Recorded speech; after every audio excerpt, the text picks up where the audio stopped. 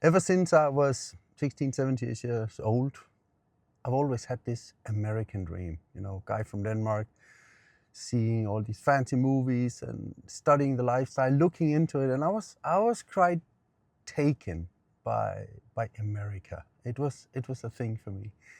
Um, I remember later on in life, I meet some old friends, and they said, "Yeah, you were obsessed with that when you were a large teenager. You were like talking about it all the time and trying to speak English, and we were native Danish, so it was just a thing for me more than many of my peers."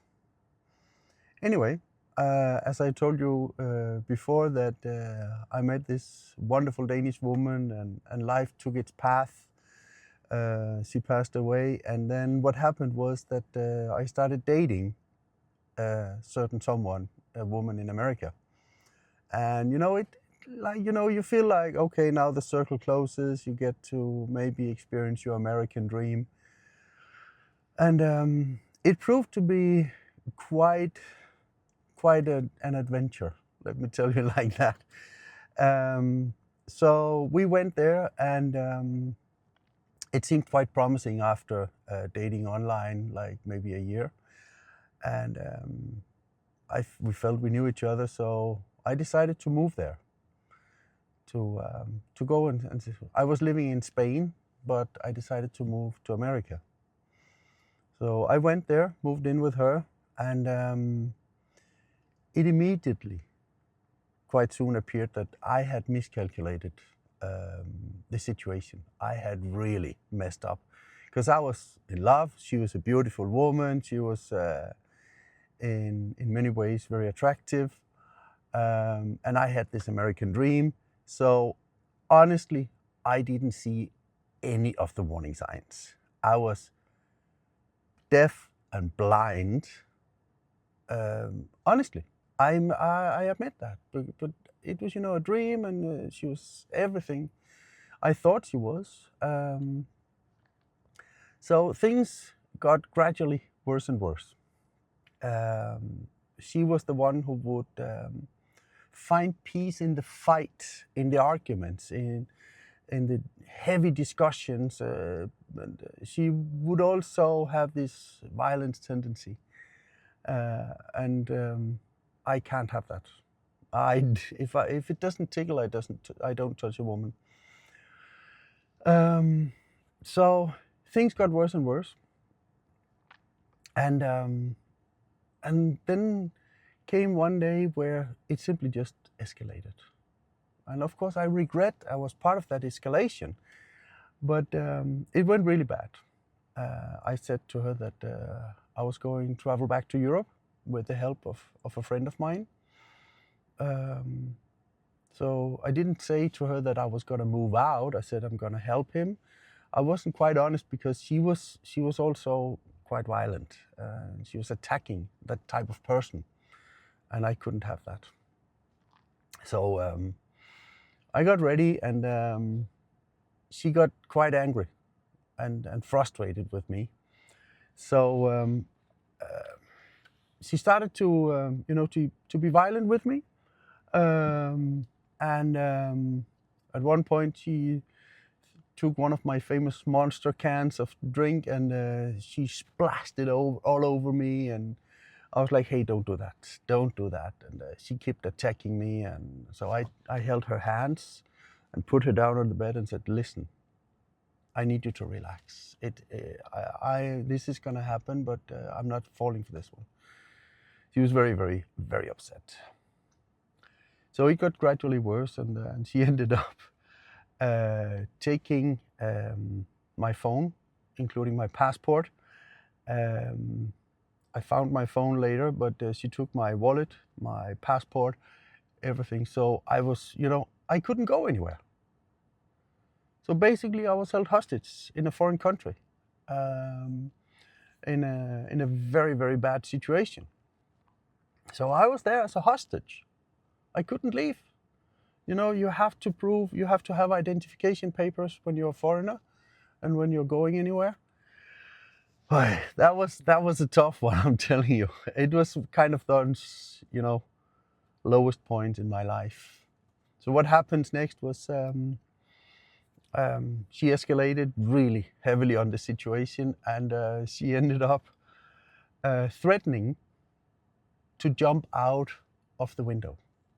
Because if I didn't want to be with her, she would jump out the window. And I was like, hey, please don't do that. I didn't want to rush her because she already had a leg out the window. So I was like, damn, what do I do? So I called 911 on speakerphone. And I said, listen, I need your help right away. My wife is very upset. It's a very bad situation right now. Can you come right away? So they came, really rushing with sirens and everything, because she was screaming in the background and yelling and crying. And so they came into the door, and at that point, she moved to go in and run out and then come back after the police cars arrived at the house. Because I didn't want to stop her or anything. So she came back less than a minute after the police officers arrived. And they asked, hey, what's the situation? They took us each to a room, 2 officers. They escorted to us 2 separate rooms, and then they interviewed us. And I tried to the best of my ability to explain the situation as I saw it. Of course, she must, I assume, have done the same thing. And then what happens in that situation, I learned, was that they swap places, and then they take the interview once again. And then after that, they apparently compare notes. And the second officer said to me, she seems very, very agitated, sir. I said, yeah, she is. And he said, but how did you see it evolving? I said, when she took my wallet, she took my passport, so I wasn't able to leave, even though I had announced that I was going to travel back to Europe. And he looked at me, and he said, so she closed the door and she hit the passport. Why didn't you just go through the door? Look at you, man. You could go through any door. And you could just put her down and tell her to stay off. I said, yeah, I could. Physically, I could easily do that.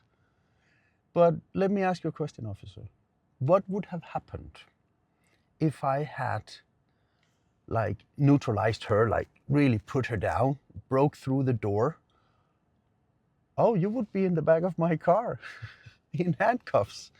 Exactly. And I'm not that kind of person. I would never do anything violent or angry or like that to any person. Well, that was a clever decision, he said. But so the wife at that point, or the woman, she came out with the officer, and then they asked her, we understand that you, miss, you want to press charges against him? Yes. Because he has been hitting me, and he has been holding me violently, and he's been aggressive at me. Okay. So let me ask you a question, miss, one of the officers said. I see there is a silhouette there on the wall, and there's splashed, apparently, the soda can that's on the floor, it's violently splashed over him, over that silhouette. And there is no way you fit that silhouette. It's his size, because the wall was literally covered in monster. So let me ask you again, he said. Do you want us to detain John and bring him with us? Yes. Okay. One last question.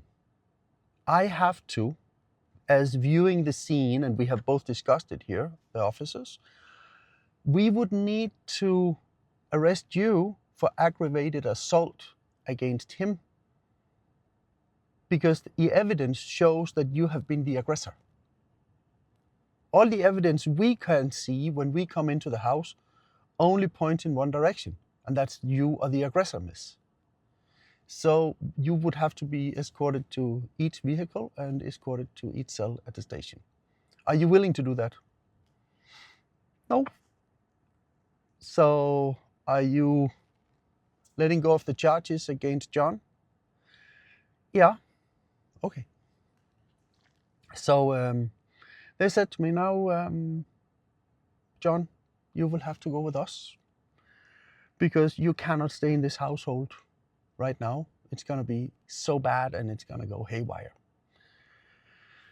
I had a little go bag ready, and I was allowed to use one of the household cars there.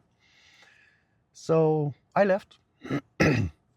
And they said to her, you have the obligation to give back the passport right now and the wallet to John. I don't have it. I don't have the passport. She gave me my wallet. Because when I left just before you came, I went into the forest and I dumped his passport just somewhere, and it was dark at that point in the evening. So I don't know where it is. Oh. Okay. Well, then I suggest that you go and find it tomorrow, he said, and you will give it to him. Okay. So we left, but I had nowhere to stay because at that point the magnet chip on my credit cards was destroyed, so my credit card didn't work. And so I slept in the car in front of Walmart that night. Next night I stayed also in the car, but I had my membership at the gym, so I could go and shower and do my things there. And next day, 2 days after, I had to go and ask for the rest of my belongings, my suitcases, and of course I wanted my passport. So I went to the local police station and asked an officer for help. They knew about the case, and so they were like, I had her on speakerphone and said, Jody, I'm coming to pick this up. What can we do? You're not getting that passport. You're not getting it. I don't care. You're not leaving. Because you don't leave me. Okay. The thing was, as I said to you, the phone was on speakerphone. So the officer that was listening in, and he said, listen, miss, this is officer so-and-so. You just said that he was not allowed to leave you. Yeah, that was not how I meant it. No, because that would be yet another keeping him against his will, which we call hostage situation. You cannot. You're not allowed to. It's an offense. Okay. So this officer offered me to go with me to the house so I peacefully could take out my stuff. And we went there. Funny, very, very tense situation. And she came out, to the door, and sleeves rolled up, and she bruised very, very easily, right? And she was like, I don't know what to do, and I don't have the passport, and I think I hid it in my bedroom. Oh, he said, but they actually argued for quite some time. She wouldn't let us in, even though she approved it on the telephone. So we, at one point, he said, now I have only so many minutes for this. You need to come. You need to open the door now and let us in. That's by the law. And if you don't obey, I will make sure this is gonna go really serious. Finally, she let us in after a discussion of 20 minutes between her and the officer. I got my stuff, but not the passport. So I went in, and the officer said, John, why don't you wait outside? I will go to her room with her, and we will look for your card, and then we will take it from there, or for your passport. We did. I waited, and nothing happened. They couldn't find it. It was nowhere to be found. So he said to me, I'm going to stay here at the house. John, I want you to leave the house for peaceful and safety reasons, and I will get in touch with you. He spent 3 hours That officer, very, very nice officer, by the way. And they went and looked in the forest for 2 hours. They searched more in the house. They spent 3 hours total after I left. He called me and he said, I am convinced, when he called me, that she knows where the passport is, but she's playing a game here. That's how I see it. So I have told her that tomorrow she will meet you at the cafeteria at Walmart. We live quite close to it. And she will hand you over the passport, or I'm gonna arrest her. And she have agreed to find it. So call me by noon tomorrow, if not, and then we will take it from there. Okay. I slept another night in the car, and we actually met peacefully at Walmart, and she gave me my passport, and she said, I really don't want you to go. I said, no, but I have made arrangement already. So I managed to sell a few things I had there to get a little extra cash. A friend of mine paid for the plane ticket, so that was very good. We went, and I flew to Europe. But when I came to the airport, I was like, because I had a sports bag waiting for some time. And in the sports bag, what I found there, my carry-on, she had managed to tuck in a side pocket, a hunting knife, like a good size hunting knife, right? Imagine if I hadn't found that before I went through security. And where was I going to put a sporting knife or a hunting knife? So I went to an officer in the airport and said, listen, I just found out. It's a little tricky situation. I have a knife, so-and-so. He said, no problem. Do so-and-so, and it'll be fine. You can put it in your luggage that goes to the hall. Okay, I did that. Went through everything was fine. I went back. It was a long flight. I had to fly there from US, and then we landed had a middle landing, and then we went to Madrid, and then from Madrid back to Malaga, where I came from. So that was a trip of a life, I'm telling you. So what I want to teach you, and what I didn't see, was I was blinded by love. I was blinded by a dream, and I shut down all the red lights, all the signals that should have told me, stay away. But I was blind, and I admit that. But that was a lesson learned.